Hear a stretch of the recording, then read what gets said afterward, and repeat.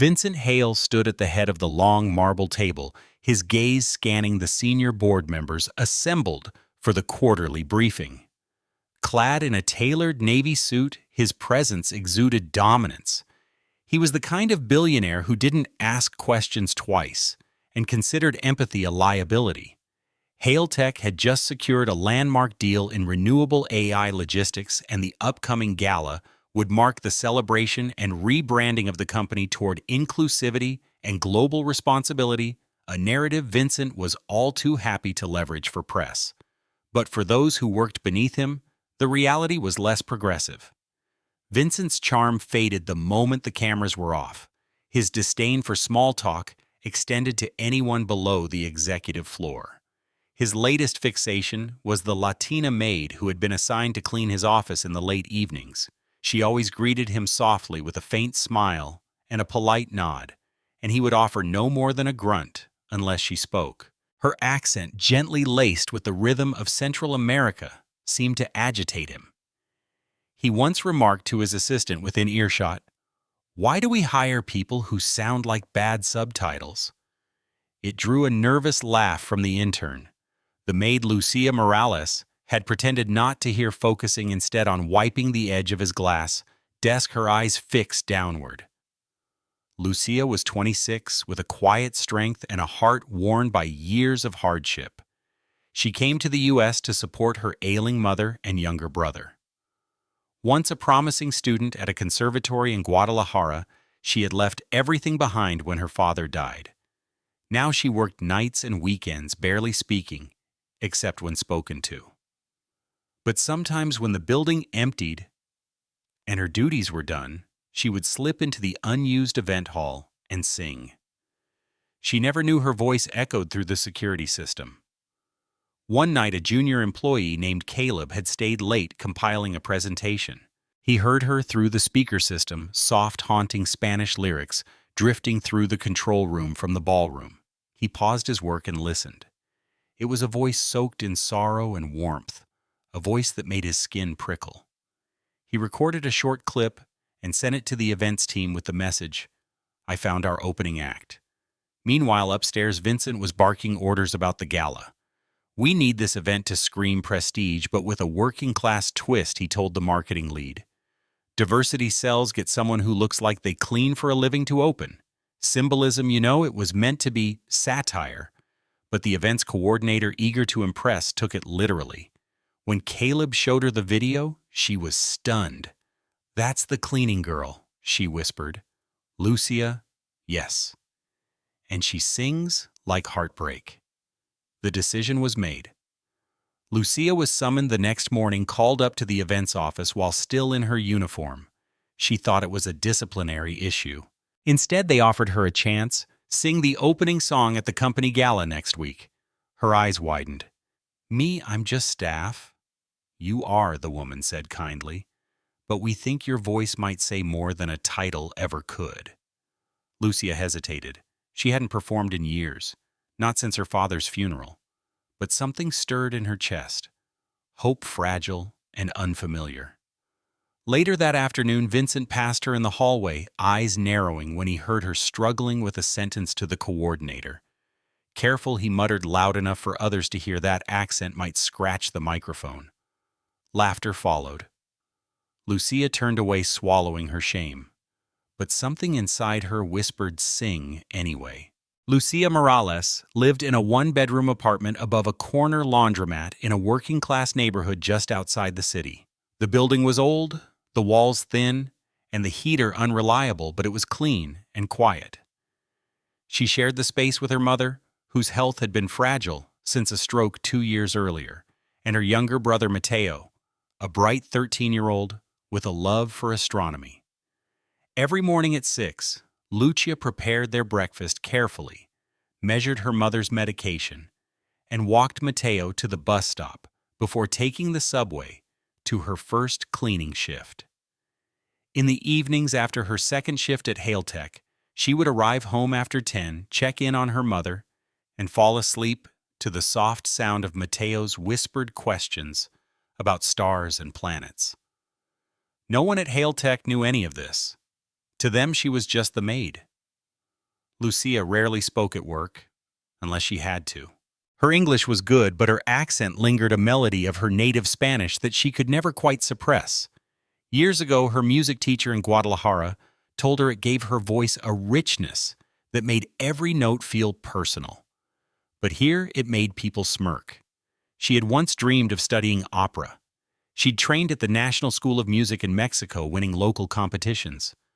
Her father used to sit in the front row weeping quietly each time she sang. But when he died in a construction accident, everything changed. She dropped out of school and moved to the U.S., where opportunity promised survival, not dreams. Lucia didn't sing anymore, not for others. But sometimes when the office was quiet and the last trash bin emptied, she would slip into the Hailtech ballroom, a grand space with velvet curtains and perfect acoustics. She would close the door, stand beneath the golden chandeliers, and sing softly in Spanish. It was the only place she still felt like herself. One of those nights, she hadn't realized the AV system had been left running for a tech test. In another room, Caleb, a junior employee on the IT team, had stayed late, finalizing software updates for the event. He heard the faint melody and turned toward the monitor.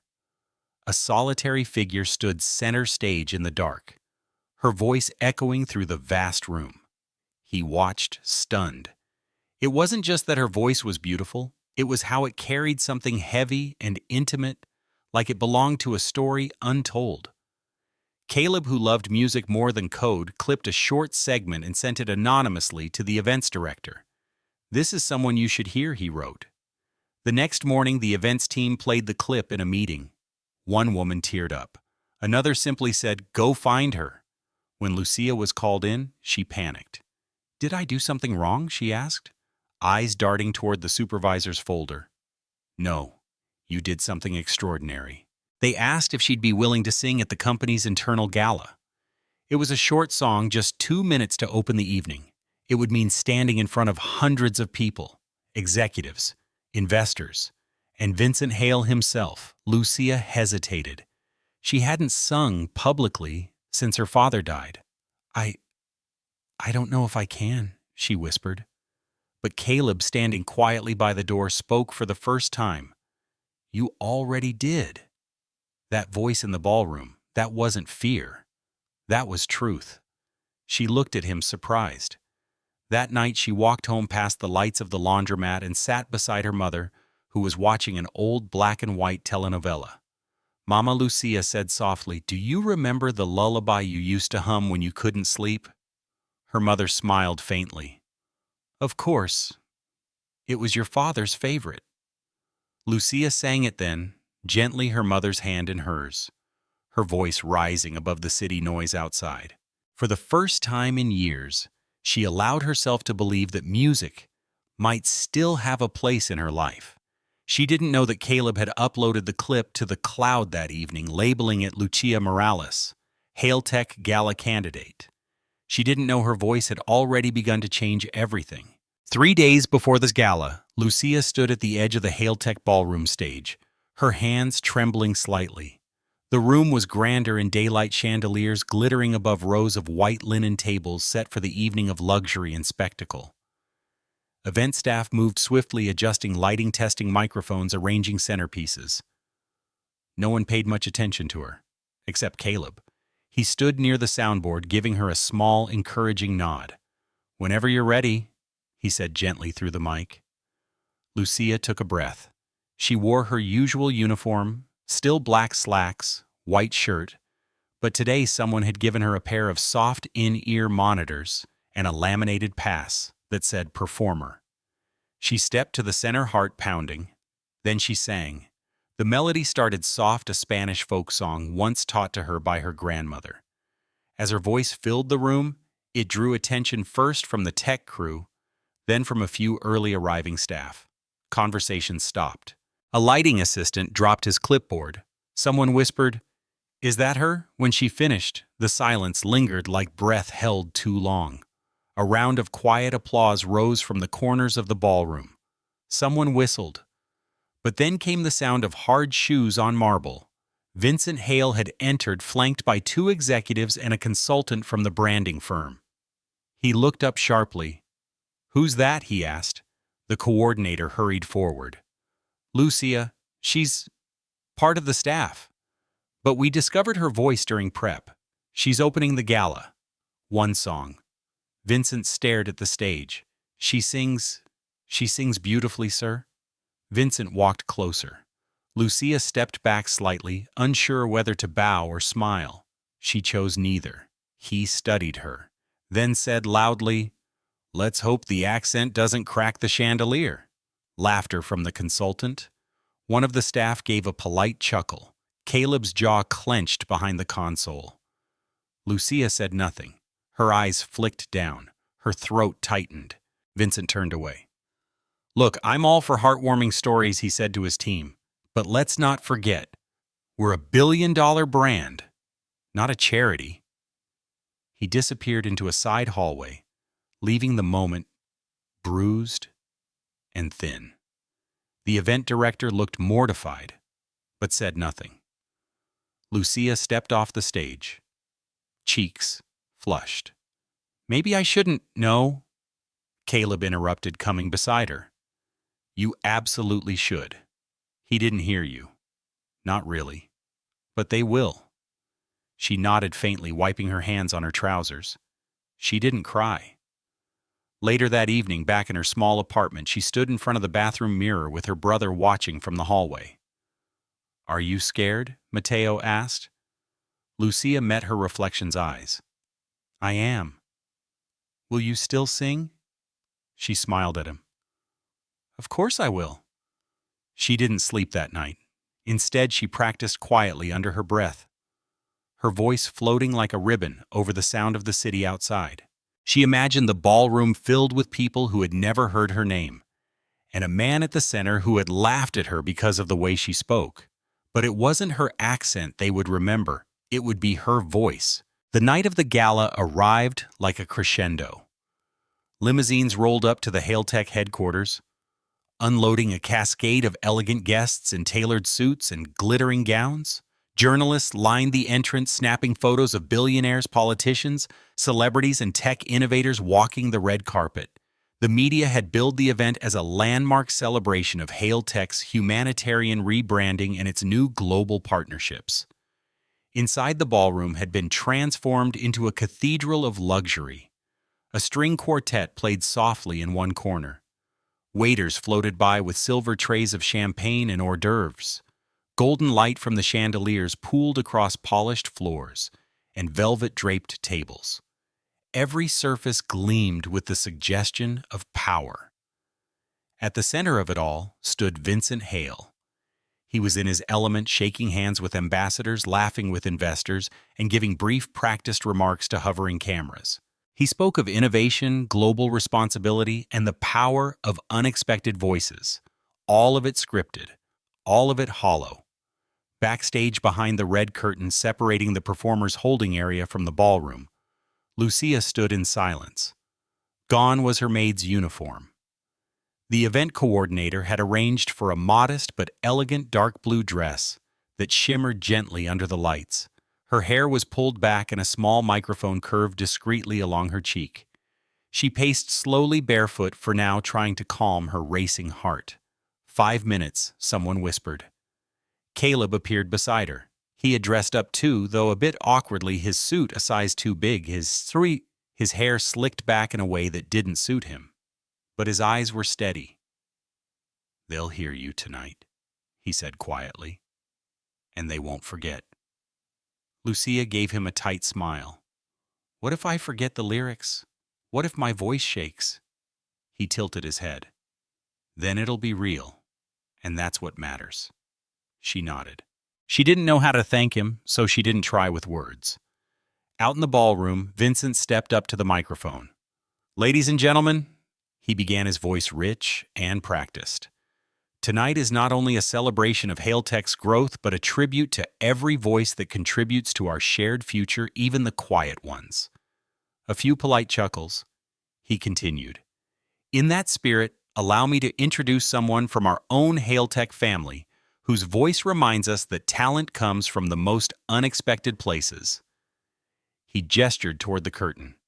Please welcome Lucia. Applause began mild, uncertain. A few murmurs rippled through the crowd. Maid, what kind of PR stunt was this? Lucia stepped out. Her shoes clicked softly on the floor. She stood alone beneath the chandelier light, her figure small against the grandeur. The room fell still. She saw faces bored, curious, skeptical. She inhaled, then sang. The first note was so gentle it felt like breath. A Spanish lullaby, old and haunting, filled the space with its aching softness. Her voice carried pain, resilience, and love in equal measure. No vibrato was forced, no drama added. It was raw, intimate, true. The room stopped breathing. Phones lowered, forks froze, conversations died. Vincent Hale, halfway through a sip of wine, paused, glass trembling slightly in his hand. Lucia's voice climbed, blooming with quiet power. She didn't perform. She remembered. Her father's voice. Her mother's humming. Her own young dreams left behind but never truly dead. When she finished, the silence that followed was absolute. Then, like a wave breaking, came the applause. It started slow, stunned, then surged, roaring. People stood, eyes shimmered with tears. Someone whispered, "Who is she?" Lucia bowed once, then turned and walked off stage with the same grace she had entered. Backstage, she sat down quickly, covering her face with her hands, breath shaking. Caleb was already beside her. "They heard you," he whispered. She nodded, tears silently rolling down her cheeks. She had sung for her family, for herself, but most of all for every invisible person who had ever been dismissed because of how they spoke or where they came from. And now, in the heart of power, her voice had filled the silence. The applause still rang in her ears as Lucia slipped away from the backstage area and into a quiet service corridor, her hands trembling. She didn't need the spotlight or the congratulations, not right now. All she wanted was to breathe alone, away from the sudden wave of attention. But the echoes of her voice still lingered. Back in the ballroom, guests buzzed with excitement. People who hadn't spoken all night now leaned across tables asking, where did they find her? And was that rehearsed? One older woman dabbed her eyes and muttered, "My mother used to sing that to me before bed." Vincent Hale, however, stood motionless at the edge of the room. He wasn't listening to the crowd. He was listening to a memory. The melody, those exact notes, hadn't touched his ears in over 20 years. But now it came rushing back like a ghost. He was 13 again, standing in a cramped hospital hallway in Argentina, watching through a cracked door as his nanny Lucia's voice sang to his dying mother in that same dialect, that same lullaby. He had forgotten it, locked it away with all the things he couldn't face about his childhood, about his mother's death, about the maid who had raised him more than his father ever did. But now it was back, and it unraveled him. He didn't clap. He didn't speak. He simply left the room unnoticed, moving like a man stunned by something no one else could see. Meanwhile, Lucia returned to her small apartment after midnight. She hadn't stayed for the rest of the gala. She had slipped away before anyone could ask her name or take her photo. That wasn't why she sang. Her mother was asleep on the couch, a knitted blanket around her shoulders. Mateo sat nearby, eyes wide. "I watched the whole thing on Caleb's phone," he whispered. They all stood up, Lucia. All of them. Lucia sat beside him, removing her earrings carefully. "It wasn't perfect." Mateo shook his head. "It was more than perfect. It was you." She smiled softly, kissing the top of his head. "Thank you, little star." That night she dreamed of music again. Not memories, not regrets, possibilities. The next morning, the video was already online. Someone from the media team had clipped her performance and uploaded it to Hailtech's official page with the caption, "A hidden star among us." By noon, it had been shared over 50,000 times. By evening, it was on news sites across the country. Housekeeper brings gala to tears with haunting lullaby. Voice of an angel story of survival. CE stunned by Maid's performance, audience speechless. People were asking who she was. Commenters speculated wildly. Some called it a marketing stunt. Others compared her voice to famous opera singers. One user wrote simply, "She reminded me of my grandmother's love." But Lucia didn't read the comments. She was back at work the next day, quietly folding linens, wiping surfaces, moving through corridors like a ghost. Until someone tapped her on the shoulder. She turned. Vincent Hale stood behind her alone. She froze. "Lucia, right?" he asked, his voice quieter than she had ever heard it. She nodded slowly. "I need to speak with you," he said. Privately, her first instinct was to flee. The last time he had spoken to her, he had mocked her. But this time his eyes weren't cold. They were searching. She followed him to a quiet lounge on the executive floor. He gestured for her to sit. She didn't. Vincent hesitated, then finally said, "That song. Where did you learn it?" Lucia tilted her head. "It's an old folk song. My grandmother taught me."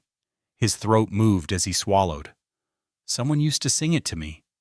A long time ago. I'd forgotten." Lucia said nothing. "I want to apologize," he continued, "for what I said during rehearsal. It was cruel and ignorant." Lucia looked at him carefully. "Why do you care now?" He didn't flinch. "Because your voice reminded me of something I lost, someone I loved, and I think I needed to be reminded." Lucia nodded once slowly. "Words matter. I know." A long silence stretched between them. Finally, he asked, "Would you let me help you share that voice with more people?" She raised an eyebrow. "Why?" "Because it deserves to be heard, and because I think the world could use something real." Lucia considered him for a moment, then said, "You don't own my voice, Mr. Hale. But if you're willing to listen, to really listen, maybe we can talk." For the first time in years, Vincent Hale felt humbled and hopeful. The maid he had once dismissed was now the voice he couldn't forget. Lucia walked out of that executive lounge not with a contract, not with a promise, but with something deeper, dignity intact, and power reclaimed. She returned to her work quietly as usual, but her days began to shift. People no longer ignored her. Staff nodded as she passed. Guests whispered her name. A few even stopped her to say how much her voice had moved them. Caleb kept a respectful distance, but his eyes always followed her with pride. The world had begun to notice, but Lucia hadn't changed. Not yet. 2 days later, Vincent's personal assistant handed her an envelope. Inside was a formal invitation, an offer to sing at Hale Tech's upcoming charity summit in Geneva, representing voices of the undervalued. Along with it was a generous stipend, a travel package, and a note in careful handwriting. "Lucia, you reminded me that the soul of this company doesn't lie in balance sheets, but in stories like yours. If you choose to attend, the stage is yours. Vincent Hale." She stared at the letter for a long time. That night she showed it to her mother, who stared in disbelief, then pressed it to her chest as if it were a miracle. "But how do we know he means it?" her mother whispered. "We don't," Lucia replied. "But if he's offering the stage, I'll decide what to sing." The Geneva trip felt like another life. She'd never flown internationally, never been in a hotel room with a marble bathtub and curtains you could close with a button. But here she was, walking through a world of glass towers and five-star polish, still wearing her grandmother's simple medallion necklace beneath the borrowed dress. The night of the summit, Lucia stood backstage with a program clutched in her hands. She wasn't the final act. She wasn't even the featured speaker. But her name was on the list. Lucia Morales, vocal performance, traditional Latin American piece. Just before she went on, Vincent appeared beside her. He looked different, tired perhaps, or simply humbled. There was no smugness in his posture this time. "I don't expect your forgiveness," he said quietly. "But I want you to know what you did at that gala. It didn't just change the room. It changed me. Lucia gave him a long look. "People like you have platforms," she said. "People like me have voices, but no one listens until it becomes convenient." Vincent didn't argue. "That's why I'm here," she continued. "Not for you. For the ones who still mop your floors while dreaming in silence." She stepped onto the stage. The lights were blinding. The room was full of industry titans, journalists, ministers, and cultural figures, but she didn't see them. She saw her mother's hands at the sink, her brother's tired eyes after school, her own reflection in the windows of offices she could clean but never enter. And then she sang, not the lullaby. This time it was a ballad, soft, mournful, full of fire and wind. It told the story of a woman crossing oceans with nothing but a name and a dream. It didn't try to impress, it tried to remember. When she finished, there were no cheers, just silence. A holy silence. Then one person stood, then another. Then the room, all of it, on its feet. Not clapping wildly, but rising slowly in reverence. Even the translators stopped working. Even the servers froze in place. Vincent stood last, eyes shining, hands still at his sides. Backstage, Lucia took a breath. Her knees were weak, but inside she felt taller than ever before. Caleb texted her from New York. "The internet's already on fire.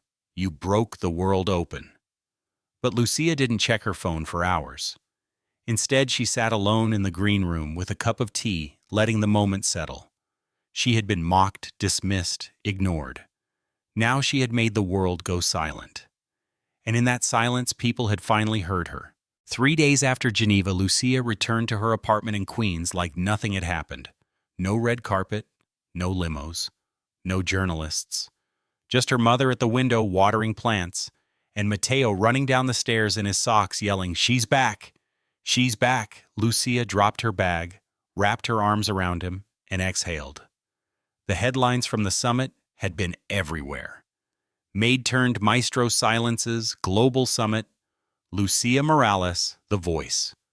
The world almost missed. Clips of her performance had hit millions of views across platforms. Interviews were requested, bookings offered, agents messaged. But she stayed quiet for now, because fame hadn't been the goal. In the week that followed, Lucia kept working part-time at the hotel. People were surprised to see her. One manager awkwardly asked if she was staying for exposure. She smiled. "I still need health insurance." But something had changed.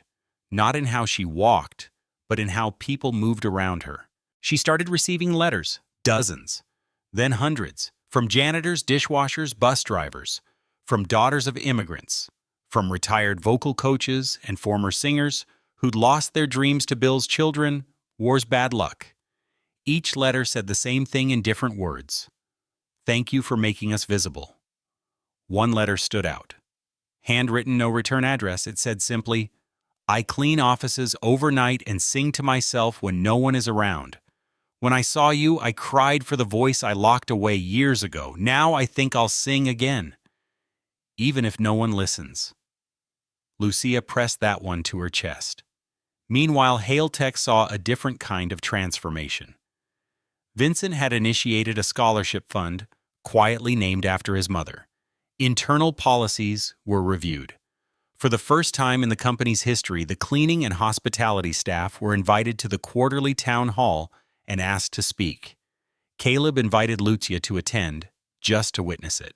She stood at the back unnoticed as a janitor shared a story about his journey from Sudan, and a receptionist spoke about learning English by watching Disney movies with her kids. The room didn't laugh, they listened. Vincent took the mic last. He cleared his throat. "I used to think leadership was about being the loudest voice in the room," he said. "But recently, I was silenced by someone whose voice I nearly ignored. That moment taught me more than any business school ever did." He didn't name her, but every eye in the room glanced toward the back, where Lucia stood quietly. Afterward, Vincent approached her in the hallway. "There's a position," he said. "Director of Cultural Engagement. It's not just a title. You'd help us reshape how this company sees its people from the top floor to the basement. Think about it." Lucia smiled faintly. "I will." But she had another plan forming. That night she met with a local nonprofit focused on arts education in underserved communities. She pitched a program, the Voices Project, a mobile music initiative that would bring professional vocal training to immigrant service workers and young people whose dreams had been shelved by survival. By the end of the month, the first workshops began in a borrowed community center with an old piano and 6 folding chairs. But it was enough. Lucia taught them not just how to sing, but how to be heard. And in the final minutes of that first session, when one shy teenage girl hesitated to sing in front of the group, Lucia stepped beside her and whispered, "Let them hear you.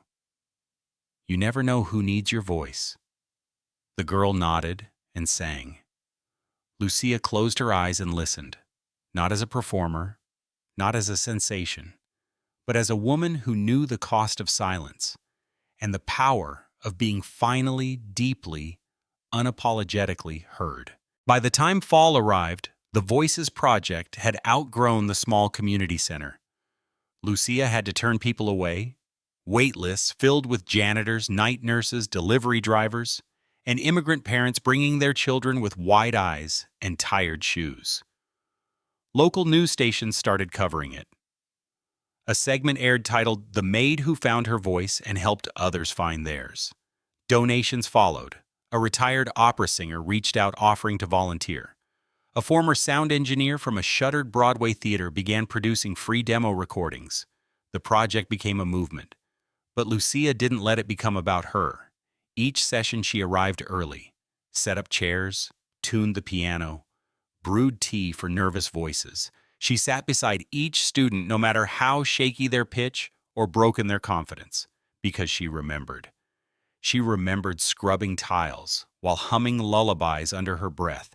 She remembered the sting of laughter when someone mocked her accent. And she remembered the moment on that stage when silence wasn't absence, but reverence. And now she was teaching others to fill that silence too. Meanwhile, HailTech had shifted more than its brand. It launched new HR initiatives, created equity committees, and began investing in community programs, including Lucia's project. Not as charity, but partnership. Vincent came to visit one day. No cameras, no entourage. He stepped into the center, quietly watched a group of teenagers harmonizing in Spanish, English, and Creole, and said softly, "This is what real innovation looks like." Lucia walked him through the space. Her steps steady, her tone polite but firm. "You once asked me to sing at a gala," she said. "But these voices, they don't need a stage. They need space." Vincent nodded. "And you gave it to them." He paused before continuing. "There's a keynote next month at the Global Equity and Business Summit. They want someone who understands both sides of the glass. I gave them your name." Lucia raised an eyebrow. "As a token?" "As a leader," he said simply. She didn't answer right away. Instead, she walked to the corner where a young man sat alone, staring at his notebook. She knelt, whispered something, and after a long breath, the boy began to hum a trembling melody that grew fuller with each breath. Vincent watched his hands in his pockets. Later that night, Lucia stood at her window sipping tea. Outside, the city buzzed and blinked and moved just like always, but she felt a shift, not in the skyline, in herself. She picked up the invitation to the summit, ran her fingers over her name printed neatly under the bold words, "Keynote Speaker."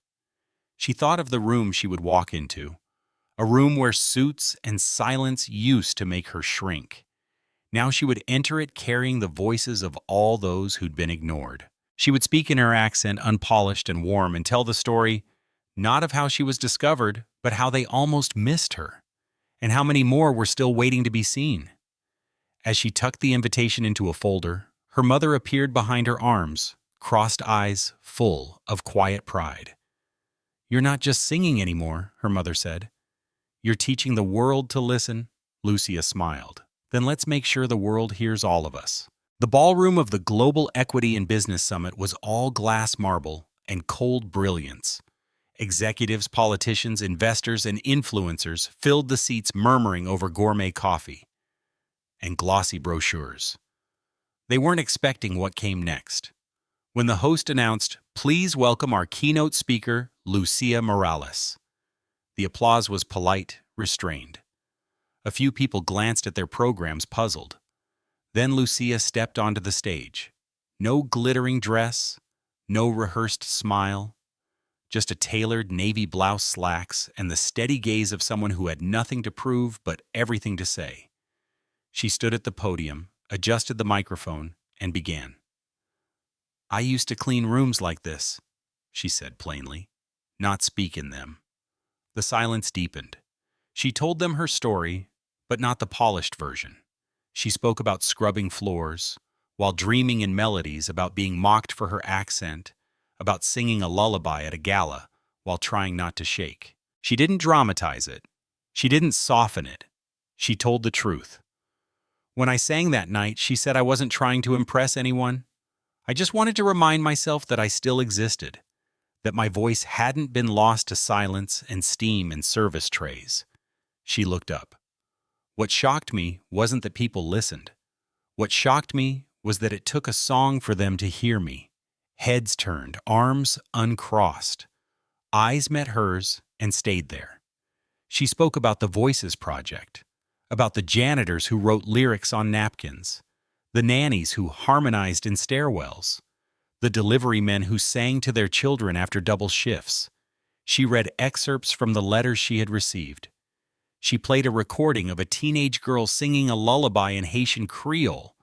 And then she said, "These people, these voices were always here. You just didn't hear them."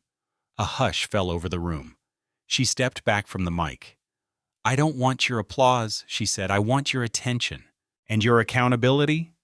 A beat of silence. Then something rare happened. The entire room stood, not in polite standing ovation, but in stunned acknowledgement. Not because she had performed, but because she had revealed something they hadn't dared to see in themselves.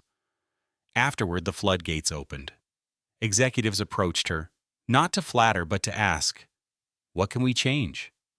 Who are we still not hearing?" A foundation offered funding to expand the Voices Project internationally. A record label requested to produce an album featuring her students. A university asked her to guest lecture on equity and leadership. Lucia listened, but more than anything she watched who genuinely cared, who offered platforms versus who wanted to use hers. And she chose carefully. One man lingered at the back of the room, Vincent Hale. He didn't push to the front, didn't try to reclaim her moment. Later, in a quiet hallway, he approached. "I listened," he said. "Really listened. Thank you." Lucia gave a nod. "That's all I ever wanted." He hesitated. "And if I said that night changed more than just the way I run my company, if it changed how I see myself?" Lucia didn't let him finish. "Then maybe you heard more than I sang," she said gently. That night she returned to her modest apartment, her mother asleep on the couch, Mateo's backpack in the hallway. She stood at the window once again, watching the city blink below. No headlines, no cameras. Just a woman who had once been invisible, now echoing through boardrooms, classrooms, hearts. Not because she'd changed herself, but because she'd made the world change how it listens. 6 months later, the world had not moved on from Lucia Morales. It had begun to move with her.